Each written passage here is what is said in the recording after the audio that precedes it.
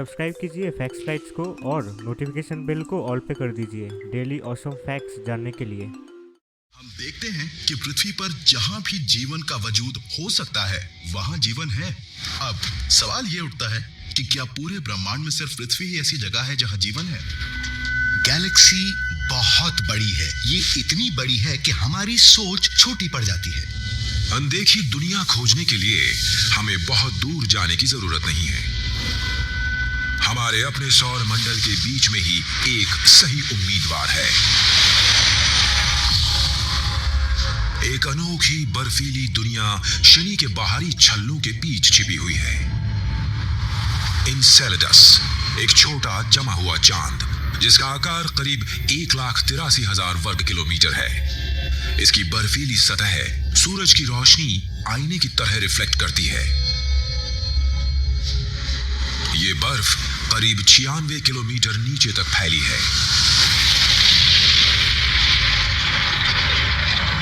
गहराई में चांद के पथरीले कोर की तरफ सूरज की पहुंच से बहुत दूर क्या इस अनदेखी दुनिया के अंधेरे में जीवन हो सकता है?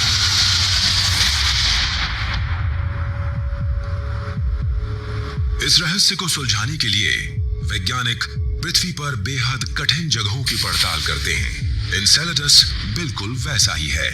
डॉन एडवर्ड्स नेचर रेफ्यूज नमक का सूखा हुआ दलदल है। यहां 2 इंच मोटा नमक का खोल सूरज की रोशनी को पूरी तरह से रोक देता है और इससे नीचे घुप अंधकार बना रहता है।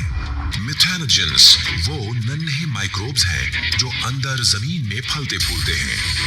ये 3.5 अरब साल पहले पृथ्वी पर प्रकट होने वाले पहले जीव में से थे।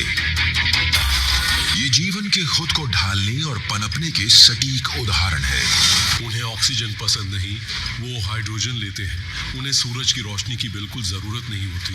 वो बहुत गहराई में सतह के नीचे रहते हैं। ये दूसरी दुनिया पर माइक्रो एस्ट्रोनॉट्स के लिए मेरे पसंदीदा जीव हैं। नमक हिफाजत करता है और रुकावट भी बनता है। यहाँ ऊपर सफेद परत सिर्फ नमक है। फिर ये हरी परत, ये वो जीव हैं जिन्हें सूरज की रोशनी चाहिए, फोटोसिंथेटिक। फिर ये गुलाबी परत, ये वो जीव हैं जिन्हें नमक बहुत पसंद होता है।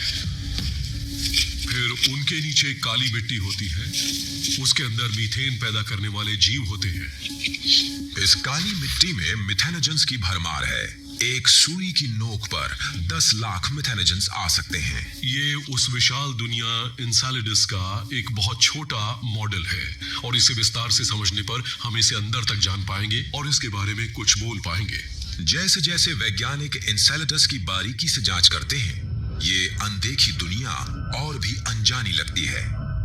ऊपर सतह का तापमान 0 से 333 डिग्री नीचे होता है, तो यहाँ सारा पानी पूरी तरह जमा होना चाहिए। लेकिन दक्षिणी ध्रुव पर ये टाइगर स्ट्राइप्स एक पानी की अनोखी दुनिया की तरफ ले जाती हैं।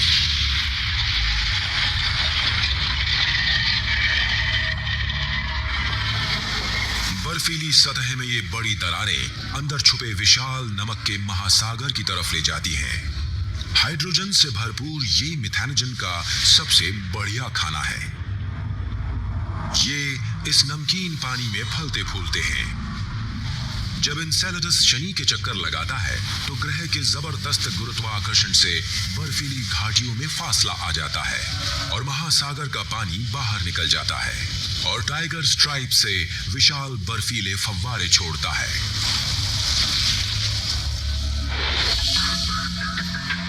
मार्च 2012 में वैज्ञानिकों ने एनसेलेडस के इन फव्वारों पर कैसिनी सैटेलाइट को संचालित किया।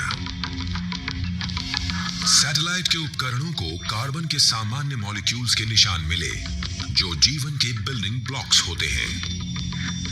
क्रिस मके फव्वारों के नमूने पृथ्वी पर लाने के लिए एक मिशन की योजना बना रहे हैं।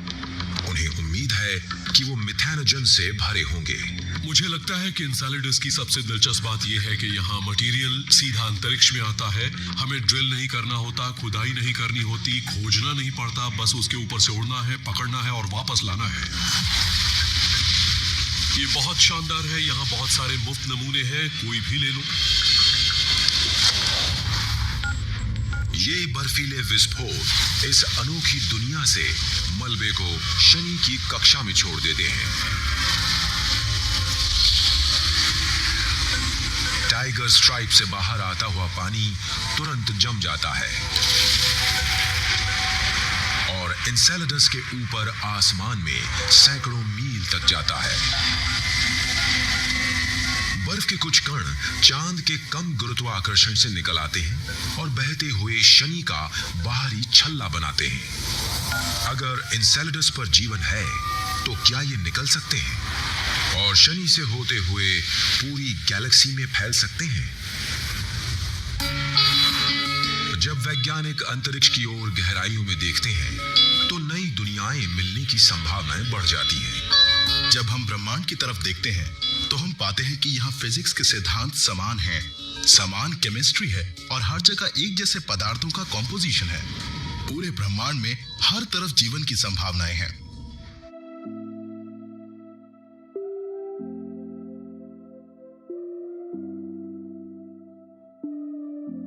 अगर इस वीडियो से आप कुछ नया जान पाए तो वीडियो को ज़रूर लाइक कीजिए और ऐसे इंटरेस्टिंग फैक्ट्स हर रोज़ जानने के लिए चैनल को ज़रूर सब्सक्राइब कीजिए। मिलते हैं कल और एक इंटरेस्टिंग वीडियो पे।